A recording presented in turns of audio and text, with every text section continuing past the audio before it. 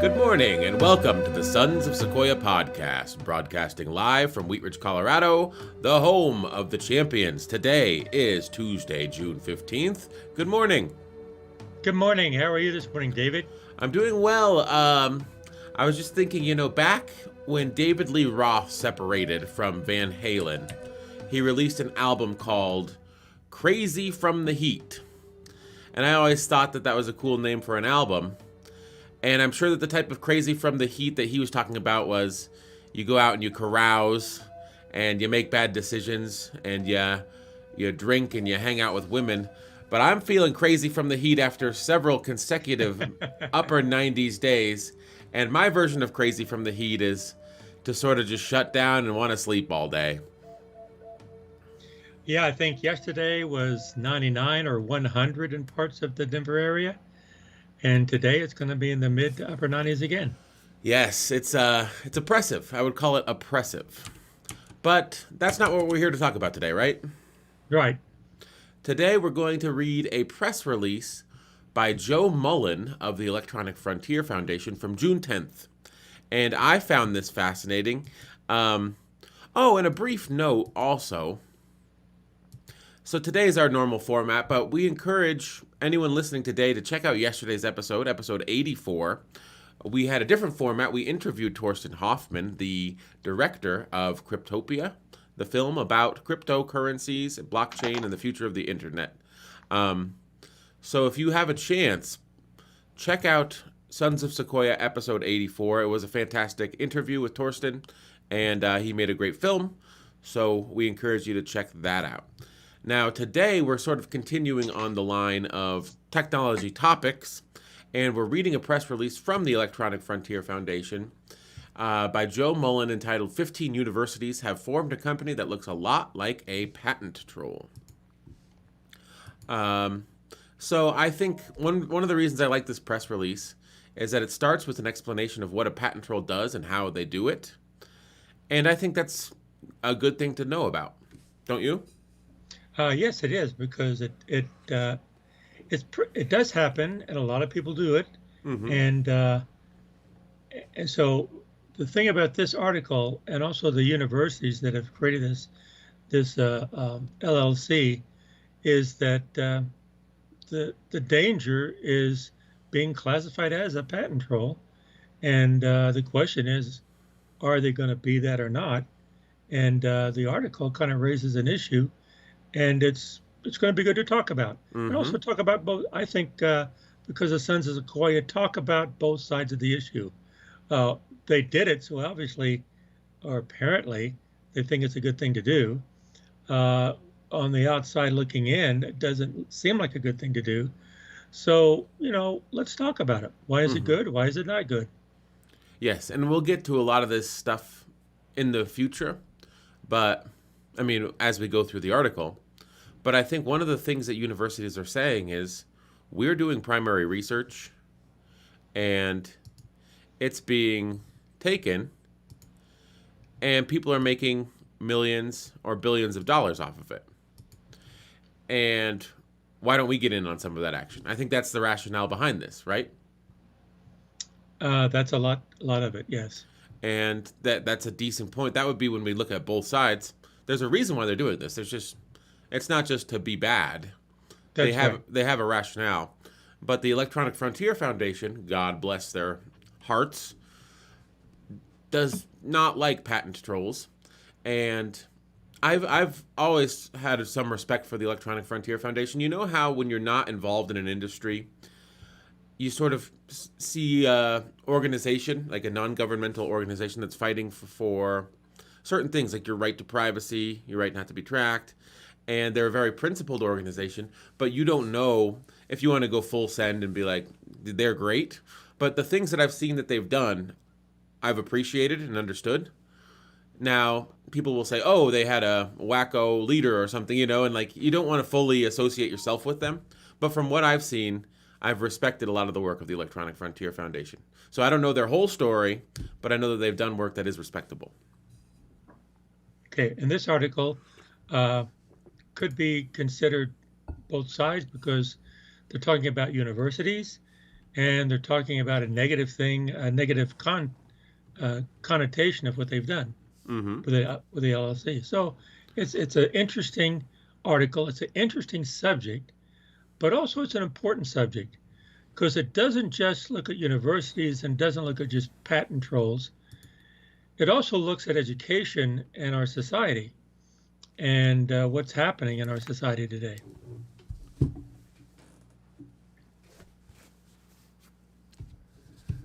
There you go.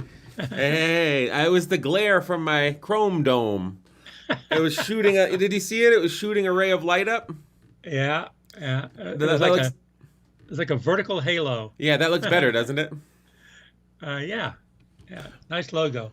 Thank you. So should we get into the article? Yeah, let's get in the article. I'll read the first couple paragraphs and then we can stop because I like what he's done. Let me see if it looks good if I pull us up or if I'm in the way. We're in the way. Oh no, we can do this. Okay. I like his explanation of what a patent troll is, so we'll sort of discuss that and then we'll get into the meat of the article. 15 universities have formed a company that looks a lot like a patent troll by Joe Mullen of the Electronic Frontier Foundation. Imagine this. A limited liability company is formed for the sole purpose of acquiring patents, including what are likely to be low-quality patents of suspect validity. Patents in hand, the LLC starts approaching high-tech companies and demanding licensing fees. If they don't get paid, the company will use contingency fee lawyers and a litigation finance firm to make sure the licensing campaign doesn't have much in the way of upfront costs. This helps give them leverage to exact settlements from companies that don't want to pay to defend the matter in court, even if a court might ultimately invalidate the patent if it reached the issue. That sounds an awful lot like a patent troll, and that's the kind of entity that the Electronic Frontier Foundation criticizes, because they use flimsy patents to squeeze money from operating companies, rather than making their own products. Unfortunately, this description also applies to a company that has just been formed by a consortium of 15 large research universities. I think that's a fascinating lead in, don't you? Yes, it is. Yes, it is. And it is a good description. It's a good loose description. And I would say this is, to be fair, this is outside of my area of expertise. Mm-hmm. But what I understand about a patent troll is that, yes, they will do what he says, but they will use pretty much any means possible to get a settlement. And sometimes it may not be illegal, but it certainly may be unethical. And that's under the definition of a patent troll. Mm-hmm. And so in using a title, one negative part of this is looking at the title, using the term patent troll in it, kind of labels it, and so has a negative connotation. On the other side, he explains it here, but he doesn't explain it in such negative terms. So they're kind of doing both sides there as they're moving into this article, mm-hmm. from what I can see. Now, I sort of agree with him, though, because the whole purpose of a patent troll is to do exactly what he's saying. It's to squeeze money out of operating businesses. You buy a war chest of intellectual property, and then you sort of deploy it against people to get them to pay you money for you to go away. And that's a viable business model, but I don't know if that's a noble business model. Yes, you're right. That is what a patent troll is. And notice he doesn't say it is a patent troll. He says it looks like a patent troll. But what I'm saying is just using the term patent troll, mm-hmm. says, oh, all the universities are a patent troll. He doesn't say that. That's true. He says what they're doing looks like a patent troll. And yeah, they are.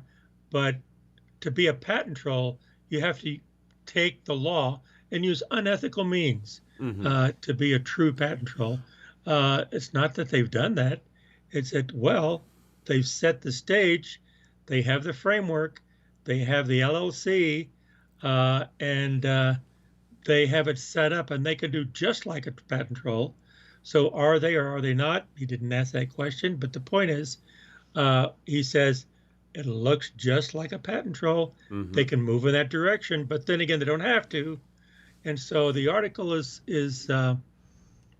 draws attention, Yes, definitely. uh, but because of the term patent troll, I just said that up front. Mm-hmm. Okay, so shall we continue? Sure. This patent commercialization company has been secretly under discussion since 2018. In September 2020, it quietly went public when the University of California Regents authorized making UC Berkeley and UCLA two of its founding members. In January, the DOJ said it wouldn't challenge the program on antitrust grounds. That's fascinating. So it quietly went public because UC Berkeley and UCLA are public universities. So the regents had to vote on it, and those hearings are public. Now, when Harvard, Princeton, Yale, Brown joined, those hearings don't need to be public. Fascinating. That's a sort of academia side note, right? Mm-hmm. Okay. And probably because they were public universities, the DOJ is not going to challenge them on the grounds of antitrust grounds because they're public universities. Also, even though it's 15 of the most premier research institutions in America, there's a lot of universities out there with people doing research. So how could it be an antitrust thing if it's just 15? Yeah, it might be 15 of the largest research facilities, but there's hundreds of research universities. So it's good news when universities share technology with the private sector and when startup companies get formed based on university research. That's part of why so much university research is publicly funded. But there's not much evidence that university patenting helps technology reach the public. And there's a growing body of evidence that patents hinder it. Patents in this context are legal tools that allow someone to monopolize publicly funded research and capture its promise for a private end. While larger tech companies can absorb the cost of either litigating or paying off the patent assertion entity, smaller innovators will face a much larger burden proportionally. That means that the existence of this licensing entity could harm innovation and competition.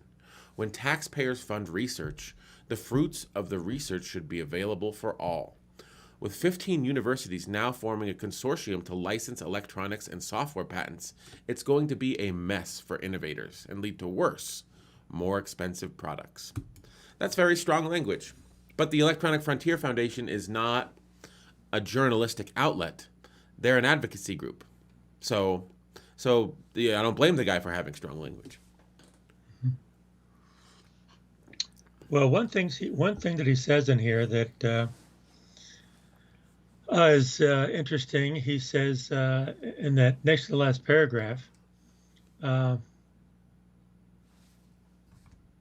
me find it here.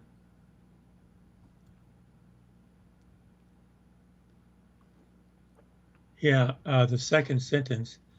That's part of why so much university research is publicly funded. Mm-hmm. Well, the trend in the United States is for research, even public research, public universities, to have less and less government funding. And they're relying more and more on tuition.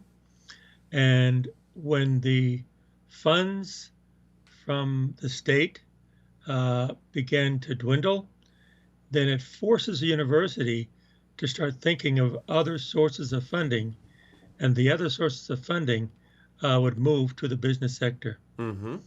And so what that much of university research is publicly funded, that has been the truth. That's been the truth in the past. But what's happening is that a lot of states are moving away from that. Yes, and this is one of the problems of not funding public research, because it doesn't help society. Even though it does help society. And I think that people have shown, you get 20, 30, 40, 50 to 1 dollars invested in public research to return in the marketplace. Now, they do a lot of research that goes nowhere, but most research that goes anywhere starts in a university. There's very few independent research facilities out there that are not tied to some sort of higher education institution that are doing research that winds up in the marketplace. Well, it's almost like we said last time, the podcast yesterday with the Bitcoin and blockchain and cryptocurrency. There are people who are pushing the technology, pushing the horizons. There's another group of people who are naysayers. They say no. Another group of people who are taking that technology and actually using it and putting and implementing it into practical results. And well, research is the same thing. The universities are based on primarily basic research, but from that basic research, they can also have applied research. And so you can have applied and basic research, but then even the basic and applied research then can be distributed to applications within industry. And I think there's where they're looking at where the money is coming in. Mm-hmm. So a lot of the money in basic research is not immediate. Yes. The return on investment in basic research is not immediate, but it's longer term. And that's why it's relegated to universities and not industry or government or military, because their research is immediate. And in industry, their return on their investment of research, I know in some industries they say, if we're not getting our money back and start building in 6 months, then we're not going to do it. But the university is long-term because they're state funded. Also, like their research is for the purpose of scientific inquiry. It's not for the purpose of building a less detectable bomb or, putting patent to use in a product that you can sell 1 million units at a huge profit. Their research is, we know something we didn't know before. And maybe 20 years down the line, that knowledge may work its way into consumer goods or services, But a company can't be like, well, I'm glad that we spent $10 million to know something that might make us money 20 years from now. Companies don't think that way. No. But universities do. Historically. Yes. Because they had the public funds to do that. But when you start cutting public funds, and also another problem with universities and the intersection or the relationship between universities and public funding is that the voters see universities as teaching institutions only. They don't really understand the research. And so they say, oh, well, we're supporting our schools and all they're doing is teaching. And so why should we pay universities more money than we do our kindergarten teacher? Says, well, because they're not doing the same job. They're doing something very, very different. And so part of a university is research. Part of a university is transferring that research either through publications or through teaching students coming through or through internships. And that's not what K through 12 does. Now, I have a question for you, just sort of expounding upon what you said. As the public dollars have dried up, more money that gets diverted into research comes from tuitions. That's why tuitions have risen. Now, do you think the pandemic may have revealed that you can conduct the activities of a university online and your physical campus, your institution, it can be commoditized. And so your primary source of income now, which is tuitions, there's not as good of a value proposition as there was before the pandemic. And I think there's been less and less of a value proposition for the cost of tuition as more and more resources have become available online to learn exactly what you would learn in a university. I mean, you can get a university education if you know where to look for free online. Now, it may not be validated by that institution. So as the value proposition of the cost of tuition goes down, they need to find an alternative source of revenue because that's their main moneymaker. If the public funding is not going to come in, they say, well, we're doing all this research. Why don't we have a patent office that enforces patents that we create within the halls of our institutions? And that sort of makes sense from their perspective. Yeah. it definitely is a motivation in that direction. Absolutely. Um, and you're right. The pandemic has revealed a lot of things. Online education is not relegated to the universities, and because online education uh, has a broad spectrum of rigor, of applicability, and and so you're right. University says, well, wait a minute. Before, if we're if we're relying more and more on tuition, and then how do we get the students here? But then the students can get the same education online within a company within industry. Then we need to do something uh, to uh, to advance our revenue. So what they can do is, as you say, commoditize their education. So it's not necessarily the education that they're actually promoting anymore. It's degrees, Mm-hmm. because what they sell is degrees, and it just justifies and validates their education. Yes. So someone can say, yeah, I took this course online, or I took this course at university and I have a degree.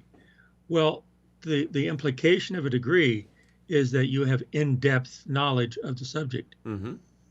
That doesn't mean you have the in-depth knowledge of the subject and actually applied knowledge of the subject from online education. So the university is saying we need to kind of meld these two together. And so there's where the commoditization of education is coming in. So you pay you take tuition type dollars for like almost like what you see as a subscription to Netflix. Mm-hmm. And there's when you start commoditizing education, you're going to take that instruction and say, okay, I've got to lower the cost of the instruction. The tuition stays the same.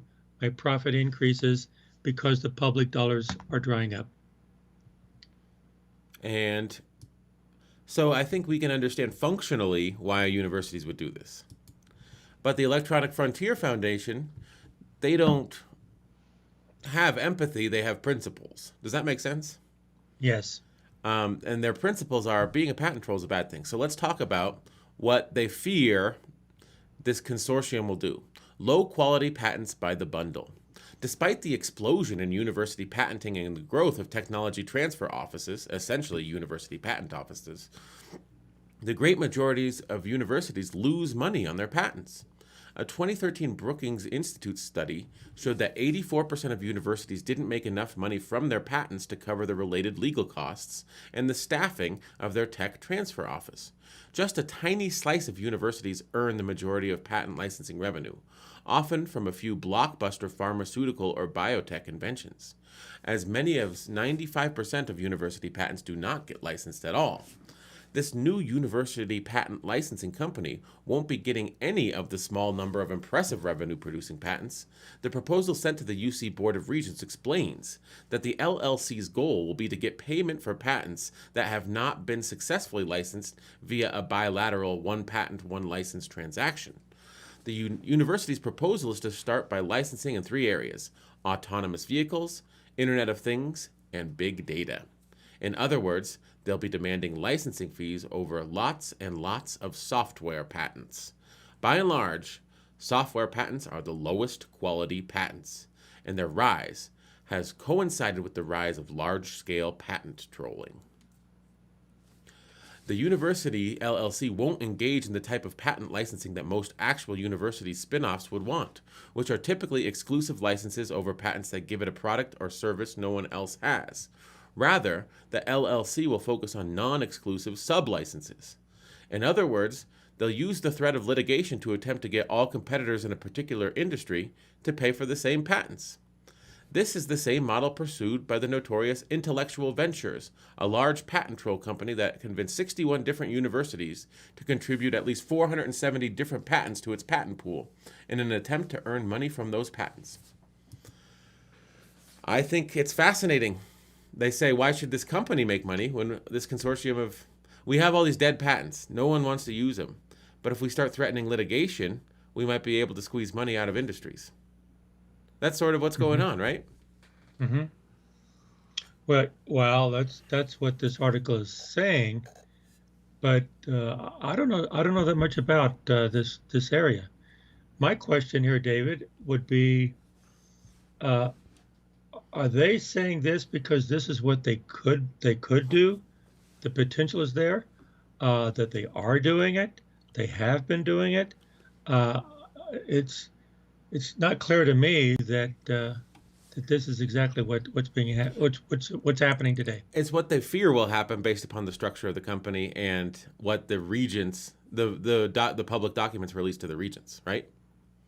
They haven't Yeah. done this yet. No. So yeah, uh, there any legal thing you can misuse and be unethical about using law. Mm-hmm. Uh, Anything. I mean, even just the traffic cop that stops you on the road. Mm-hmm. They can take you in for all different reasons. So the so yes, when someone has the opportunity, when someone has the means and the motivation and the ability to do something unethical, does that mean they will? Um, it maybe, Mm-hmm. maybe not. Now, the Electronic Frontier Foundation, though, their thing is to say, wow, these documents released in this arcane hearing at the California Board of Regents show that this consortium that's being formed looks an awful lot like these companies that do this thing, and we're sounding the alarm bell.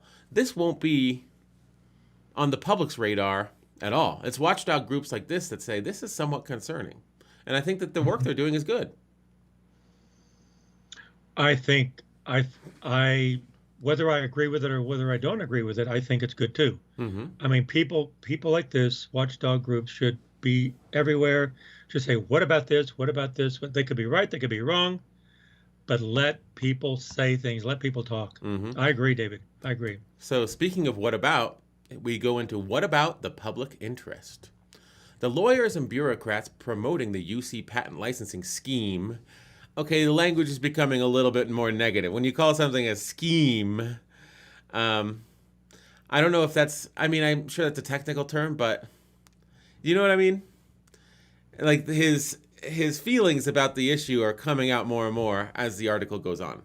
So, hold on, let me take a sip of coffee. That's what I mean. They're drawing attention to it, but then if you enrage them, then people start listening to it, and then hopefully we'll come to the truth. So, what about the public interest? Yes. So I will also say this guy, Joe Mullen, although he's a good writer, he's writing for a non governmental organization that is an advocacy group. He's not a journalist. This is not, let's take an objective look at this. This is basically a press release that's saying this is the Electronic Frontier Foundation's position on this. You see what I'm saying? Yes. And there's a difference Very good between point. there's a difference between the two. So the lawyers and bureaucrats promoting the UC patent licensing scheme know how bad this looks. Their plan is to use patents as weapons, not tools for innovation. Exactly the method used by patent trolls. In the pros and cons section of the memo sent to the UC Regent, the biggest con is that the University of California may incur negative publicity, e.g., allegations may arise that the LLC's activities are tantamount to a patent troll. So that's in the language itself. That's why the memo seeks to reassure the regents that it is the expectation that no enforcement action will be undertaken against startups or small business firms. This apparently, quote, this apparently non-binding, quote, expectation is small comfort. The goal of the patent-based LLC doesn't seem to be to share knowledge. If the universities wanted to do that, they could do it right now. They could do it for free. They could do it for a contracted payment. No patents required. The real goal seems to be finding alleged infringers, accusing them, and raising money. The targets will know that they're not being offered an opportunity. They're under attack. That's why the lawyers working with the UC have promised the regents that when it comes time to launch lawsuits against one of the predetermined targets, they will steer clear of small businesses. The University LLC isn't going to license their best patents. Rather, the UC Regents memo admits that they're planning to license the worst of them, technologies that have not successfully been licensed via a one patent, one license transaction by either UCLA or UC Berkeley. To be clear, The universities aren't patent trolls. Universities are centers for teaching, research, and community. But that broader social mission is exactly why universities shouldn't go off and form a patent holding company that is designed to operate similarly to a patent troll. Patents aren't needed to share knowledge, and dealing with them has been a net loss for U.S. universities. Universities need to rethink their tech transfer offices more broadly. In the meantime, UC Regents should withdraw from the licensing deal as soon as possible. Other universities should consider doing the same. The people who will benefit the most from this aren't the public or even the universities, but the lawyers. For the public interest in innovation, having the nation's best universities supply a patent trolling operation is a disaster in the making. The 15 members of the University Technology Licensing Program are expected to be Brown University, Caltech, Columbia University, Cornell, Harvard, Northwestern University, Princeton, SUNY Binghamton, University of California, Berkeley, UCLA, University of Illinois, University of Michigan, UPenn, University of Southern California, and Yale University. Some of the top research facilities in the nation. Would you not agree? Yes. Yep. Where much of the research is being done. Mm-hmm. I think this is a fascinating article just because the author, let me get his name, I can never remember their names, Joe Mullen, I think he did a great job sort of expounding on the EFF's position on this and why he doesn't like it, Well, just in passing, just between us, David, Mm-hmm. it's interesting what universities are not there. A lot of the engineering universities are not there, Yes. and they do have a lot of engineering patents, Mm-hmm. and so these patents are more software patents that he was saying, and software patents that probably have a limited application, and so in order to have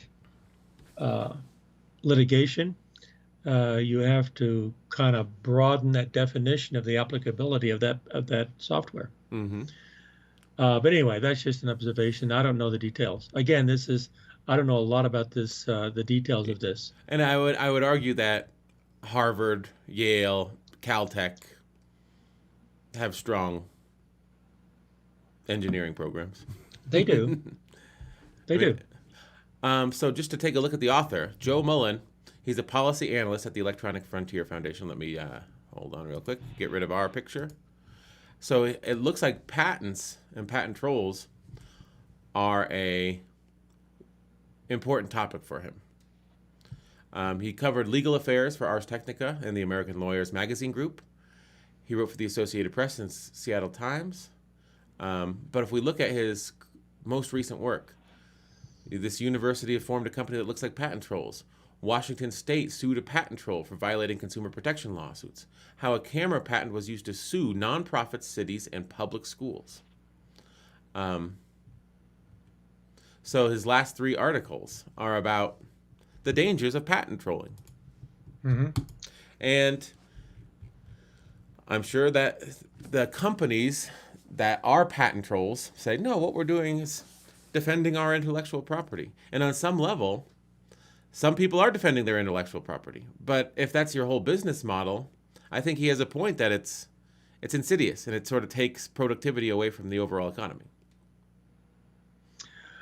Well, I think that my view on this is that I think that it's good for him for these groups to say, wait a minute, let's blow the whistle. Let's look at what the negative aspects of this is and how this could go really wrong, and then listen to the other side.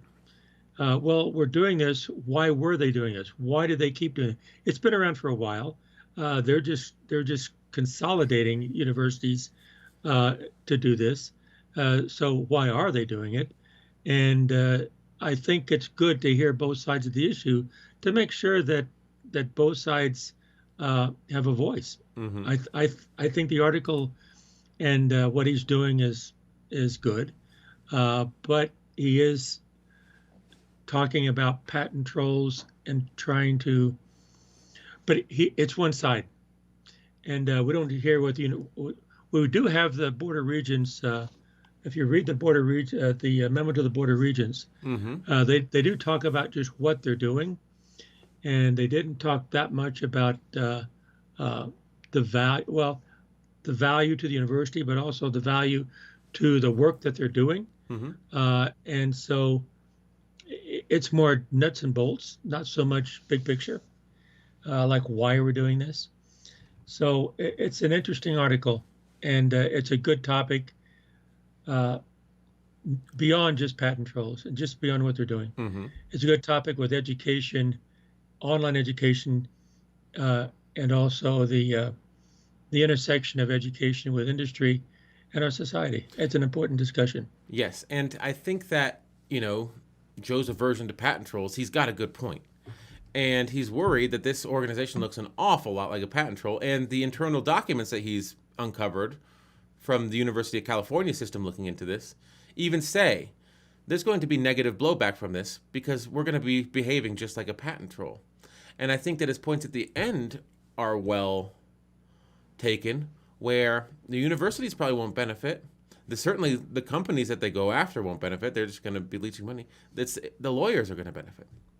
So someone does stand to benefit, and that person is the patent lawyers.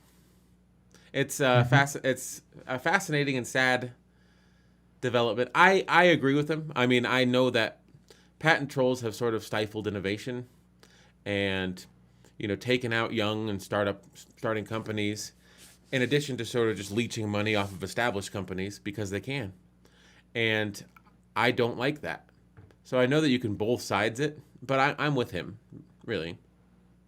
I'm not necessarily with him, but I'm not against him. I just say I don't know enough about the subject area to have a judgment. But on one hand, my thinking is from not being in the middle of it, but from the outside looking in. On one hand, I say it is good that he's questioning this organization and what it could do. Again, when you have the structure, the ability, and even the motivation to use it as a patent troll, you can. That doesn't mean you will. But on the other hand, why are they doing it? Why have they done this? Why are they doing it? Are they being forced to move into areas that they've never done before? But maybe they're trying to protect their faculty. They're trying to protect what the faculty have been doing, because maybe their laws and mission statements do not allow faculty to benefit from their research. And so maybe they're trying to protect their own faculty. And I think the university's rationale is in the article. In my opinion, he says, look at this. The universities don't make money off of patenting their research. The only ones that have a few blockbuster patents with biotech firms, and the rest lose money. There's the reason. There's the reason they're doing this. They don't want to throw good money after bad. They've already invested millions in patenting their research. A lot of their patents they're holding, no one wants to license them. So what do they do with their war chest of intellectual property? They weaponize it against industry to extract money from it. And they're sitting there with a weapon. It's like Lord of the Rings. It's like the Ring of Power. They say, we can use this. We could use this in our war. It may not be the right thing to use the Dark Lord's ring in our war, but we have a weapon and we're fighting a war. We can use this, and we've paid money. We've paid millions of dollars for these patents. They haven't made us a dime, but they could. I think that's the rationale. I think that's a rationale. Yep. And so I don't disagree with you. That could be. So Joe Mullen's argument that, listen, they don't make money off of these patents, so they shouldn't do this. And it's like, no, they don't make money off of these patents. That's why they're doing this. Because they've spent money for these patents. They've lost money on these patents. And those patents are sitting there, and they're never going to make a dime unless they weaponize these patents. And that's why they're weaponizing them. They have an asset. It's like you build a giant gymnasium on your campus. And and you don't let anyone use it. And then you say, well, maybe we should let our basketball team use this. They might get better at basketball if they have their own gymnasium. And you say, no, basketball, we don't want to do that. Do you see what I'm saying? They've invested in this asset, and there's a way that they can monetize it. That way is just sort of a little unsavory. Well, another danger is that universities were established as centers of learning, to where you expand the learning and you transfer the learning to society. And historically, universities have been dedicated to learning that without political or social negative forces away from learning. And also they have been funded so that they are not going to be driven by profit. And so there is a danger where if you're going to start weaponizing, as you say, these patents to make money, well, how's that going to change the culture within a university? How's that going to change research from the beginning? How's that going to change teaching? How's it going to change how faculty interact with faculty, how departments interact with departments, how departments interact with staff, how staff interacts with students? If it's all about the money, then, this student can't pay, we don't want scholarships, it's giving away money, so we'll eliminate. So there's so many things that's not driven by economics within the university. That is this going to be changing the culture within a university? I think that's a great point. Because you can optimize for something, and if there's a feedback loop, the more junk patents you put out, the more money the university makes. Will there be attention diverted away from basic science, basic research, scientific inquiry, pushing the state of scholarship forward on every subject, when it's like, well, that's, pushing the state of scholarship forward doesn't make us money. What makes us money? These junk patents. And so it incentivizes the creation of junk patents, not the creation of knowledge and understanding. That's right. Because historically, universities were established to generate knowledge, all kinds of knowledge. And so is this going to change that to where now, don't do that. That's not junky enough. And so we need, and also if money starts coming in, this is the other thing too. If when money starts coming in from sources, wherever they're coming from, within a university that's tight on their budget, that's going to gain attention with the administration. Is it, wait a minute now, we have money here, we have money here. This is going to have more attention than the other, simply by nature of the dollars and cents and the numbers. And you could bring in a chancellor or a dean or whatever, someone that's in charge of, looking over the president of a university system. And when they report to the regents, they say, look at how well the numbers look. When I took over, the numbers were in bad shape. Now the numbers look great. And they would say that before they'd say, when I took over, people were pushing forward the state of the art on scholarly and academic inquiry. Now the numbers look great, but nobody's doing that anymore. So what's the point of even having a university? Well, what happens is, if that happens, when you start moving in that direction, the university becomes less a university and more of just a training center. And so they can be beat by industry. And so they're going to start going bankrupt. It's a wild, wild time. And I think that a lot of this stems from what you said initially when we were reading the article at the beginning of the episode, is a lot of the public funding for universities has dried up. And so they're finding alternative sources of revenue, and that typically is higher tuitions and creative things like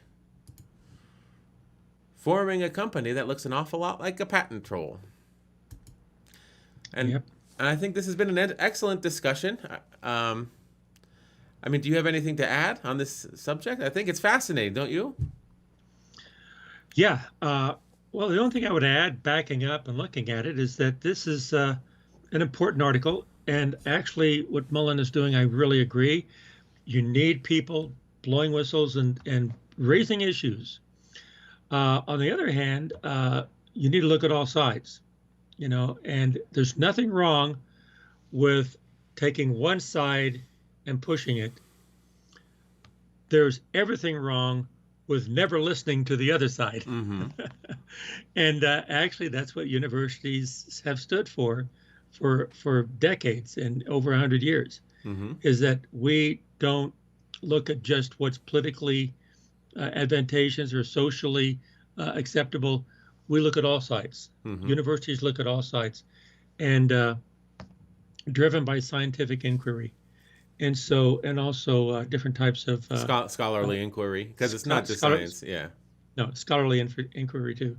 But it's good to look at these types of things. But it's also important to understand what the universities are there for. And I think more importantly is to communicate that to the public, to the voters, to the legislatures for public institutions, even for the donors for private institutions. Understand why they're there. It's not just about the money. It's about the public good. And you can say that, and they nod. They go, yeah, well, I'm not giving to that. Well, I'll give you a couple bucks, but that's not the point. The point is, if the university began to go away, or a university starts shifting toward more of a business model rather than an academic model, and the business model grows relative to an academic model, then what's going to happen is going to be devastating to our society and our economy. Mm-hmm. And so in our industries, primarily our society, and then that just permeates to the industry, and it permeates to the politics on how the country's being run. And so universities are a foundation of freedom. Mm-hmm. But that's a different issue. But I say there's a bigger picture here, and what he's saying is good. Mm-hmm. But we need to step back and think of other sides, and step back even further and say, why do universities exist? Understand that on how valuable they are to our society and our country, and every country. Well, I think that if you accept his premise, this is my final thing. If you accept his premise that this move is not in the public interest, and they're trying to make money off of, they don't want to throw good money after bad. They've already paid money for these patents. It's time to start enforcing them. But he says universities need to rethink their tech transfer offices more broadly. The region should withdraw from this licensing deal as soon as possible, and other universities should consider doing the same. The people who will benefit from this most aren't the public or the universities, but the lawyers. For the public interest in innovation, having the nation's best universities supply a patent trolling operation is a disaster in the making. I think there's validity to that analysis, but for the universities, you have to say, where are we going to replace that revenue stream from? Because dollars and cents are dollars and cents. And we think that with this patent trolling business, we can supplant any losses we've had in public funding. We can supplant losses we've had in tuition because of the pandemic. And so it's good to say that's not the appropriate revenue stream for a university. But like both sides in it, I agree with him, is where are you going to find that revenue stream to sort of keep your institution solvent? And are the universities being forced to do these kinds of things? Because of the changing landscape in higher education. Okay. And, if some universities go out of business, that would be bad, but I think there will always be universities. There will always be centers of learning in this nation, and I just genuinely hope that they continue to do high-quality research, even if they do have a patent office on campus. That's my parting hope.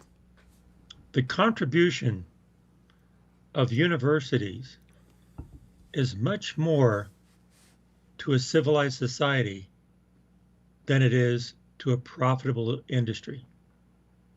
Much, much more. Mm-hmm. So I think we could leave it at that, right? I want to end with that. All right. Should I play the outro music? Sure. It's going.